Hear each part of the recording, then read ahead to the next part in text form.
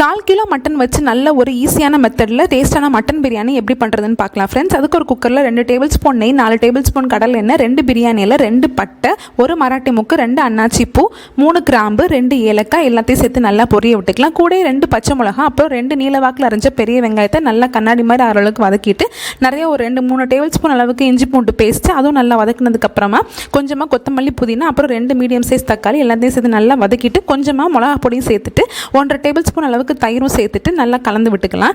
இது கூட ஒரு 1/2 ஸ்பூன் கரம் மசாலா இல்லை பிரியாணி மசாலா சேர்த்துட்டு மட்டன் 1/4 கிலோ அளவுக்கு மட்டனும் சேர்த்துட்டு நல்லா கலந்துட்டு கொஞ்சமாக தண்ணி ஊற்றி ஒரு 4-5 விசில் போல் வேக விட்டு எடுத்துக்கோங்க. வேகிறப்பே பார்த்தீங்கன்னா தக்காளி வெங்காயம் எல்லாமே நல்லா வெந்திருக்கும். அதுக்கப்புறமா ப்ரெஷர் ரிலீஸ் ஆனதுக்கப்புறமா ஓப்பன் பண்ணிவிட்டு 1 டம்ளர் அரிசிக்கு 1.5 டம்ளர் அளவுக்கு தேங்காய் பால் சேர்த்துருக்கேன். சேர்த்துட்டு நம்ம பிரியாணி அரிசி சேர்த்துட்டு க்ளோஸ் பண்ணிவிட்டு கரெக்டாக ஒரு ஹை ஃப்ளேமில் 3 விசில் வச்சுட்டு அதுக்கப்புறம் எடுத்தீங்க அப்படின்னு கமகமான உதிரியான மட்டன் பிரியாணி ரெடி.